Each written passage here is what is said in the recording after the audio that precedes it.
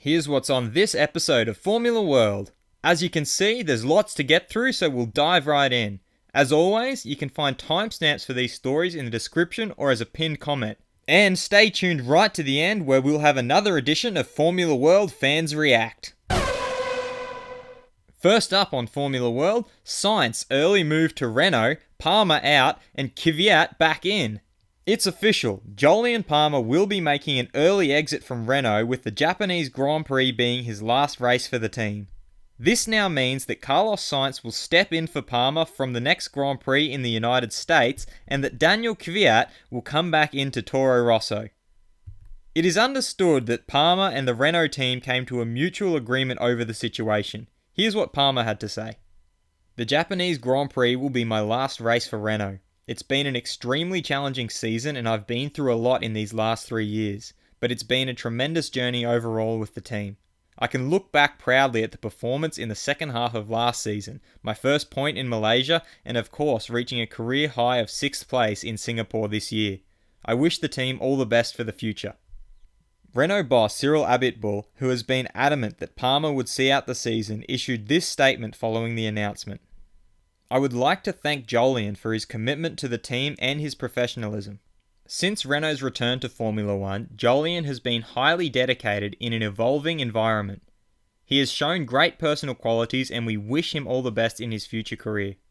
Carlos Sainz, who was set to head to Renault for the 2018 season, will now get to step in early and says that the opportunity will only help him get a head start for next season. First of all, I would like to thank Toro Rosso and Red Bull for allowing me the possibility of finishing this season with Renault Sport Racing.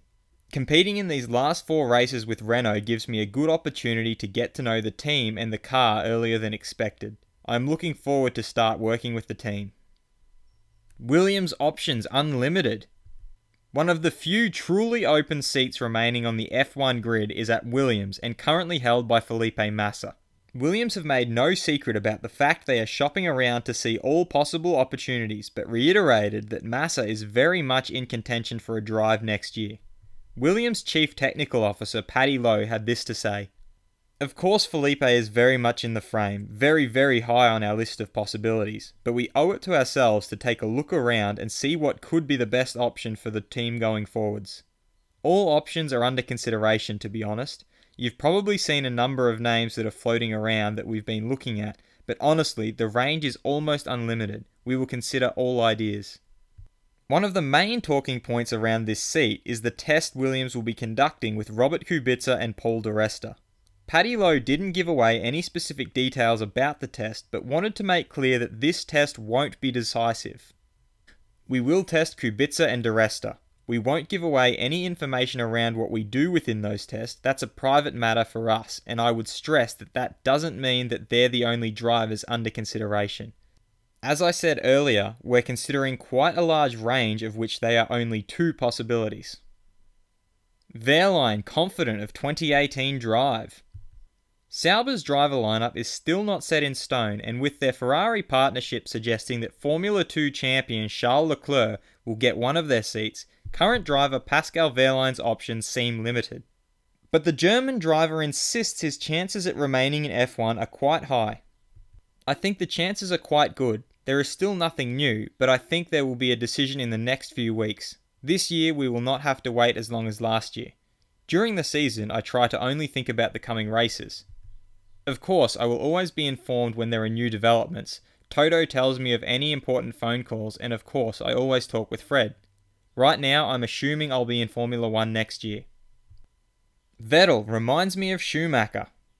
Formula 1 managing director and former Ferrari team boss Ross Brawn worked closely for many years with 7-time world champion Michael Schumacher and says he can see a lot of similarities between Schumacher and current Ferrari driver Sebastian Vettel, and believes that Sebastian Vettel's chances at winning this year's title are by no means over. The World Championship is by no means over. Vettel and Ferrari are so strong that they can still win the World Cup on their own power. It will remain a tough battle between Lewis and him, but if he does it, he will have earned it. It's inevitable that Sebastian and Ferrari remind me of my time at Ferrari. Sebastian resembles Michael very much in the way he stands by the team and sees himself as a part of the whole. and I recognise the same discipline and focus bringing Ferrari back to the top. No doubt of Kubica's ability. Current world champion turned Robert Kubica's driver manager Nico Rosberg has come out saying that the Polish driver has proved that he is more than capable of standing up to the tests of driving an F1 car for the full race distance, and that his upcoming test with Williams is less about ability and more about getting to know the team. He showed that he's capable in the Renault test. There's no doubt about that anymore. Physically, he's 100% in the racing car. It's a really exciting time. Williams are going to be testing him soon, so it's a great opportunity and I'm really looking forward to that. He's shown that he can conduct full race stints in the Renault test, and he's done double race stints, laps and laps and laps, no problem, on the pace, so there's not that to prove. I think the Williams test is more getting to know each other and seeing if it's a good fit. That's what it's about. Vandoorne ready to lead McLaren. Stoffel Vandoorne is currently the only driver to be signed on with McLaren for next year, as we still wait to see what Fernando Alonso's decision over his future will be. When Vandoorne was asked if Alonso was to leave, if he feels he will be ready to lead the team going forward, the Belgian didn't have any doubts. 100%. I think everything is going in the good direction. The team relies a lot on me, because I spend a lot of time in the factory as well with the aerodynamicists in the simulator with the other technical guys, so for sure. I mean, Fernando is not going to continue forever, so how long he will stay in F1, if he will stay with us, I don't know. I'm just pushing from my side, not thinking too much about my teammate to be honest, and to really trying to prepare for the future. Magnussen defends his aggressive driving. Haas driver Kevin Magnussen has been the centre of multiple on-track racing incidents where many drivers have called him out for being too aggressive. But the Danish driver doesn't seem fazed by the criticism and has come out saying the only people whose opinions matter are the stewards. I think everyone is maxed out on trying to make it as hard as possible for each other. What matters to me is what the stewards think. I know that I am pushing hard and that's my intention. If it's fine for the stewards, it's fine. I have backing from the team and that makes you feel good and free to race. I think it's pretty simple. We're not in a position to just drive into the points. We need to fight, and we need to fight hard to stay in the points if we find ourselves there. We all get a bit hot-headed in the car in that situation. It doesn't mean so much when it's in the moment in the car. After the race to say things, get further into it, I wouldn't do that. Verstappen, I'm faster than Ricciardo. After a relatively tough season for Red Bull driver Max Verstappen, a win in Malaysia was a relief for the Dutch driver. But when asked about the season as a whole, Verstappen admits that he needs to look at the positives of the year rather than dwelling on the lack of results. I just have to see the positives of the season, which is qualifying. The speed is there. Even in the race, I was always in good positions before I failed. My approach is right, so why should I change something? I am fast. We can see from the telemetry that I don't do anything wrong or different to Daniil. It's just funny that the problems on race day are always on my car. Daniil was always known as a fast qualifier. He is very fast, but I am faster this year by 3 or 4 tenths on average. That's a lot of time. I'm very self-confident. I am also honest and straightforward. I do not lie. The only thing I want is a winning car.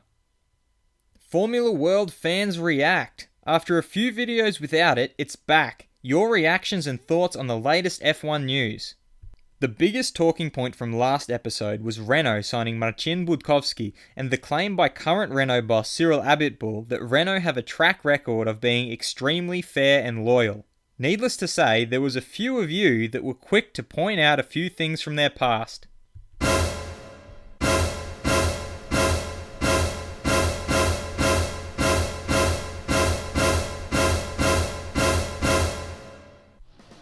Is Vettel like Schumacher?